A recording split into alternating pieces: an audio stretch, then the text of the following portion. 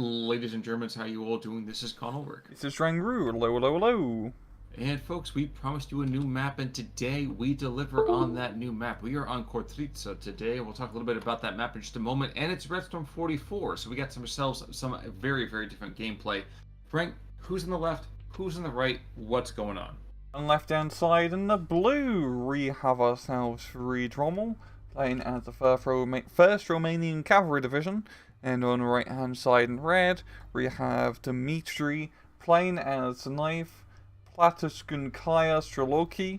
And just to explain, Platinskaya means platoon, but from what I've been told, the platoon pretty much is like some weird translation to essentially kind of like an old Cossack thing.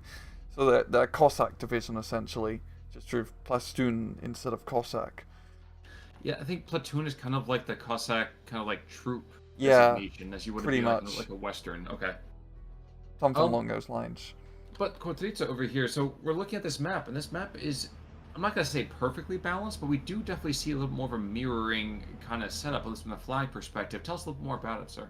Yeah, it's a pretty cool map. I haven't actually seen gameplay on it yet, so this is the first for me. But it reminds me of SD44 quite a bit, just how heavily forested it is, and with a rather CQC focused town. It's not a whole heap of large open areas, so I'll be curious to see how it goes. I mean, up north, Dimitri is rushing into the central forest, and then down south, it's just going to be a battle between, I'm just going to call them Cossacks and Hussars. So, just a quick heads up for you guys out there. We've seen some of these other tags before. I just showed it up here, but I'll show it again. These Cossacks, the Kuban Kazaki, basically. So this right here, something very, very similar to kind of the Guards Division material, more accuracy. They get more stealth and movement speed, so that's kind of cool. Yep. But compared over here with the Hussars, it could be very, very tight engagement, that's for sure. Yeah, and it's a sort of decent amount of fire support here from Dimitri with the T-34s and his history. But here comes the 410 to try and even things out, but loses line of sight on the T-34s. Part of me almost felt like he was going actually after some of that infantry. I don't know why I feel that way, but that seems entirely possible. Yeah, but a real hectic opener right here is seeing a small little tank group from Farid Hurrah down south here. And yeah, it's just going to be a great map for CQC tanks, and the Hussar division has a lot of great CQC tanks. Absolutely. And one thing worth mentioning over here, the Superiors over here on the Russian side of things, on those Cossacks, they do carry Panzerfaust, as that one Terran is about ready to show up here. Oh no, he got completely missed. Wow. How could you miss?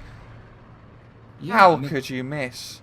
This guy's not, he's blazing past you at the speed of 47 kilometers an hour. Yeah, that was very confusing to me. Same here. We've got the Focke-Wulf being brought in, probably try and blow up that Superior, I'm guessing. No, there's this 3, which I think is a much better call. Oh, he's just gonna... Not bad. Yeah, it could be worse, I suppose. But regardless, we are going to be seeing kind of not a major decay in engagements, but for the most part, it's a bit more of a relaxed kind of approach to fighting. As both sides, I think, are just really kind of trying to muster up their troops to kind of push for a late A, early B kind of attack. Yeah, and Rommel is doing the unthinkable right now, moving his tank forces through the forest and making a pretty good penetration so far. I wonder if he'd be able to keep it up. You know, you were saying doing the unthinkable. Did you mean like with the lack of infantry support? Is that what you're trying to get at? Oh no, it's a reference to when Rommel pushed through the Ardennes forest.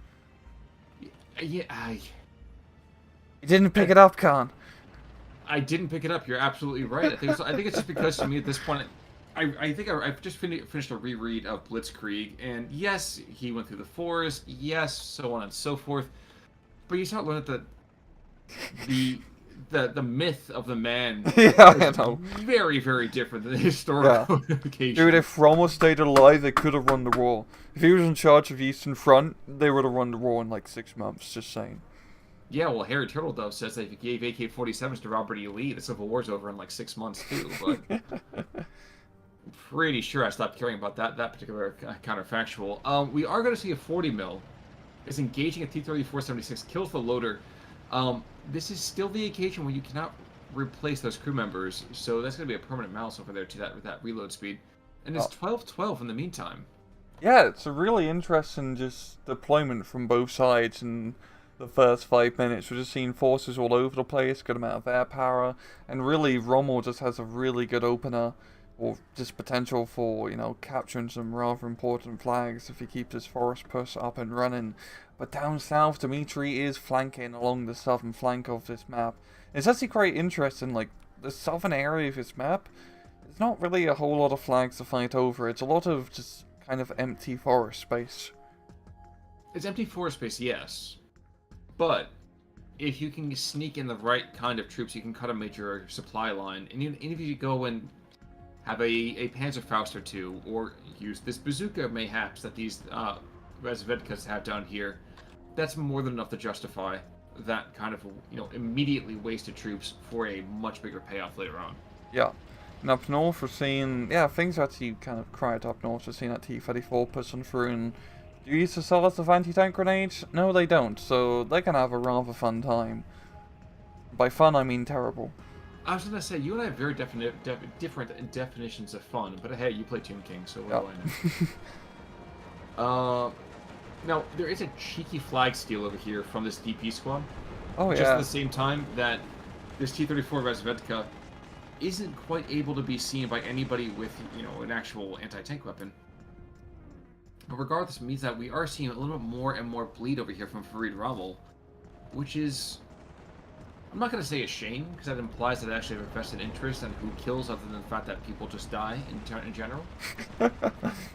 But does the deployment of forces here would, in my mind, heavily favor Rommel, and the fact that that's not happening, it's a shame. It's a shame to see that happen sometimes, Yeah, it's a shame just with his 7 tank push, he's just kind of like sitting there with him, like... Yes. He doesn't really need to, like, push deep, but if he was to use some of his infantry to flank the town from the southern side in that forest, yeah, it was such a great position to capture not 1 but 2 flags and really do a good, like, flank onto the town. Exactly. And that's probably a fair way to put it. I think for me, I always despair a little bit whenever people who have a high concentration of forces are not able to use it to their fullest. Yeah. And with the Cossack division, with the Hussar division, getting like cavalry troops mixed up here, you do want to try and keep up momentum. But both sides have fairly, similar incomes, so it's not going to be too much of an advantage here or in the economy. I was just taking a look over here as you were going, bringing that up. One thing about the Cossacks is that they seem to continue to have that same kind of fighting style of speak softly and carry a big Katyusha.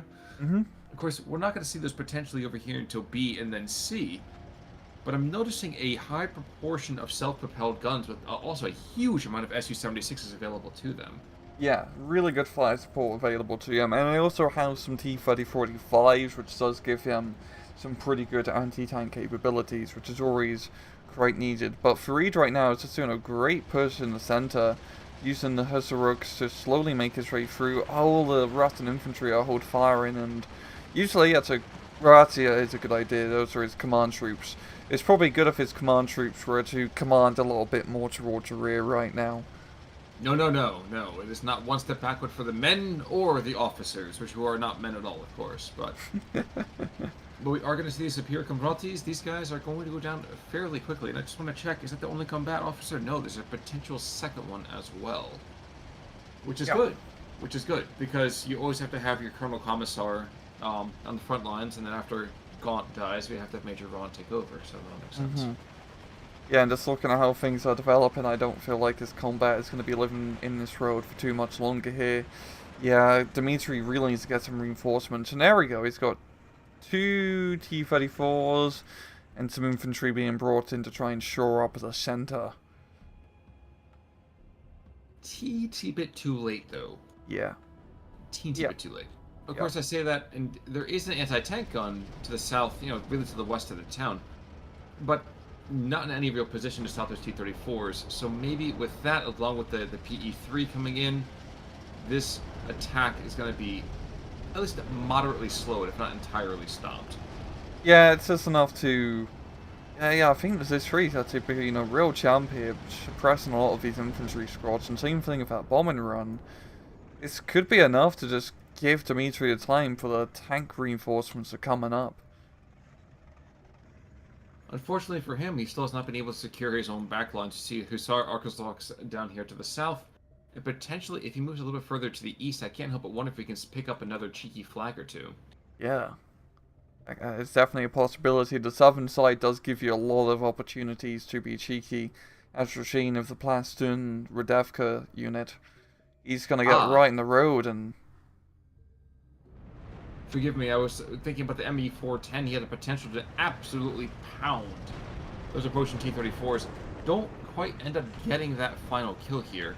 But regardless, lots and lots of potential. Yeah. Yep. You're just seeing more Hussar being thrown into the town, and he's probably going to pick up one of these flags here to be good for him. I mean, you do see the Plastun Superiors being brought in as well as the Strelkies, but I don't think it's going to be enough, even with the T-34 tank support. It's that ones is free is holding the line. That's an order of the red banner or something at least. Well, it's a guard, so yeah, he's got to do something there. Stress resilience and veterans at the same time too. So problem is he's only got 19 rounds of HE just left, which seems like it should be a lot, except that he's an artillery gun and should never be wasting all of his HE in the first place. So it's a bit of a hassle there. Yeah, I've just seen more hordes of Hungarian troops being brought into the center. This is just an overwhelming amount of troops, I feel like, for Dimitri to deal with. But I don't really see him doing anything else on the map, really. It's just, his force deployments are pretty anemic, just all over the place, and the points really shows 15-9 to Rommel. He's doing really good for himself. Well, and I like this one infantry squad who's just kind of... Who's the rock, excuse me. Who's traipsing behind the front lines here. And yes, the superiors are being brought on in. But this Hussar, he's got himself a bit of a bed and breakfast. It's an Airbnb in the backside of, really, the Polish-Russian countrysides. Yeah, it moves into the quiet part of town without any all of the rabble. Until the superiors come in, and there goes the neighborhood. Yeah, goddamn superiors. I always think they're better than people. Yeah, a squad of superiors moved next to the house next to me, and they accidentally blew up the house next to TM with a satchel charge. They're just like playing around with it, like hot potato, or with explosives. Are you sure they weren't celebrating the 5th of November? That might have been it too. No, just making sure there. Oh no, this PE3 coming in is gonna absolutely pound this. Oh no, this push is over. Oh yes. Oh yes. Oh no. Oh well, mediocre. Yeah, that was pretty mediocre. There's some 3 more Hussar to take their place. That certainly could have been a lot better, that's for sure. Yeah. And these 40 mils, I always thought were having either better penetration or at least better accuracy, but that never seems to be the case. Though we do see the pack. Excuse me. Was the pack that killed it? No, it was the Turan that killed it. The T-34 in the center. The Turan can. Yes, indeed. It's just surprising to see the Turan do anything, really. Yeah. Good fire support, but yeah, the anti-tank can be... I mean, the heat cells aren't bad per se, but you just don't get a whole lot of anti-tank ammunition with that tank. Not with any kind of real success into it anyway, no. And combat is still holding the front line. He's turned off hold fire. He is firing array. Let's see how long he lasts. Well, as he begins to fire here, it is 14-12, 14-13. And shockingly enough, I don't think anybody sees him. No, he's real hidden. He's in the building. Yeah. And here's what everyone's going to first plaster that Superi squad, and then Ooh. very much likely going to go after him.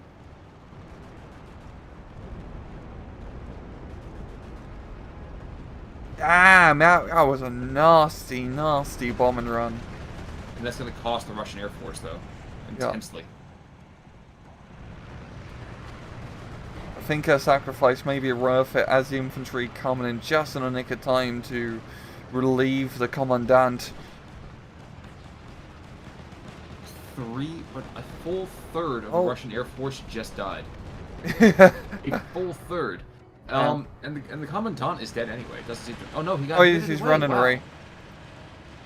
Cavalry's here, quite literally. You got your wish. He's leading up from a little bit further from the rear here.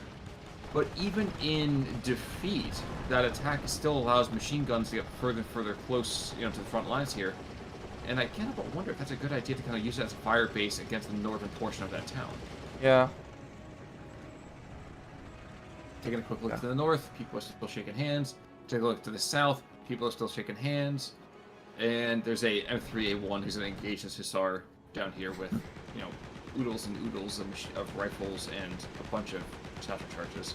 Yeah, this poor position of the Hussar, this on the edge of the forest will expose him to that machine gun fire. And he might go down and surrender if he doesn't decide to run away. They were tired of fighting anyway. Yeah. So he's gonna run away towards the enemy front line, which I guess is a form of running away. No, Retreating forward. As I say, they're advancing in the opposite direction.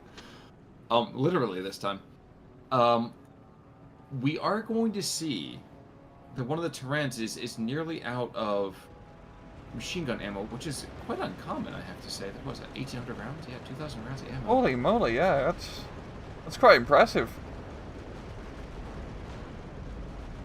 Yeah, just the overwhelming amount of firepower is enough to continue for reach almost successful push in the center. It's just needs 100 infantry motorized squads to rustling through and get right into the heart of the enemy sector.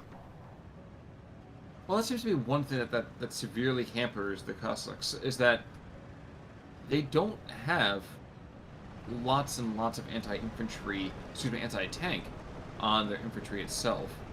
Yeah, you do have some of those bazooka squads, which is nice, but yeah, it's just happened. I mean, this is a real, area where Hungarians really excel in, is that close-range CQC, because those Terrans are cheap, the 40 mils are nasty, the Hussarooks are beefy infantry squads. They're just really purely designed to fight in CQC situations such as this, and yes, you have the T-34-76s and whatnot, but just... I mean, the Terrans compared to the T-34s, you can get 2 of them for every one T-34. And they can blow up a T-34 close range. Not ideal, but they can. They can, and that's kind of the funny thing, is that it's possible, it's highly unlikely, but it's possible, and that's kind of an important distinction to make here. Yeah, and it's better odds when you have 2 of them. True. Combat officer continues to retreat, veteran Hussars continue to be on his heels. And we are going to see, I think, what I would argue is probably the last great throw of troops over here from Dimitri Lafarenko. Because right now, there's just so much in the way of Hungarians being poured into the central position. Look at this. We have the Nimrod coming in with that dual-purpose gun. We have more tanks. We have tons of Hussarooks with LMGs. There's just the combat groups that are coming in every 30 or 40 seconds, and they're going exactly where they need to go, which is right smack dab into the middle of this theater. Yeah, that T-3045 is way too close. Yep. That's what happens when you get very close. There's a Hetcher line in range. Yep. Oh, yeah, there's a Katusha. There is, and the Katusha, though, is just far enough away that spread has done next to nothing. That's the kind of spread that even a starving man wouldn't want to deal with. No, that was a pretty anemic rocket artillery attack. Yeah, it's really not going to be much of a hassle here for Rommel. He can just drive around burning fires. Well, that's the other thing. I mean, Rommel over here also goes by his stage name, Trogdor, and if we look up to the north, indeed, looking up to the north, we do have this veteran squad of Hussars. He's going to go down eventually, but oh wait, or will he? Never mind. There is one Automachiki squad who's going to probably go and do some work here, but it's 16-8 as the central position is completely ruptured. We have 3 squads of infantry, 4 squads of infantry, and there's one Katyusha who now has nothing left. That's some hard cheese. That's some real hard cheese right there.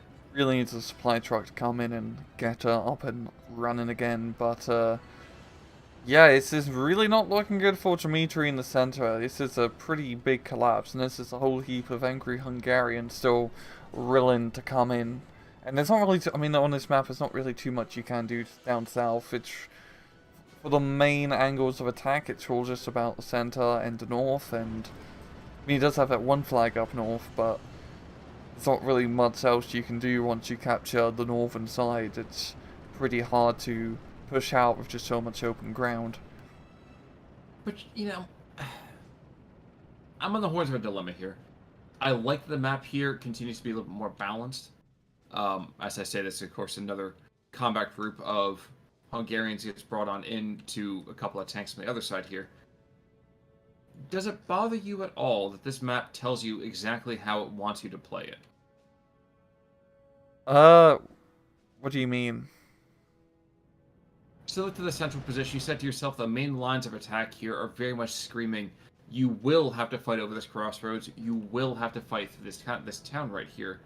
Yeah, you can do some rinky-dink plays around here to the sides, but you have to invest an awful lot, maybe to not get an awful lot in return. Yeah, what I'm seeing is that this map, kind of like, to add on to your point, it's very much, you really just kind of have to choke point into the center, because as you can see here, there's a really rich flag area, where the north is pretty sparse and open, and south too, you kind of have like diagonal approaches of flags for both sides.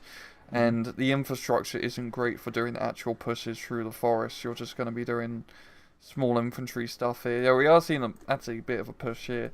But still, I mean, just because the roads are more going vertically and horizontally, it's very hard to make something happen. And we do have a lot of flags being captured down south. That's just because there's nothing there.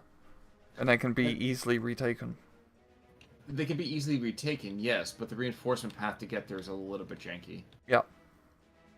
PE3, in the meantime, this guy has bedeviled the front lines consistently. Did he get his bombs off? I don't think he got his bombs off this time. No, he did not.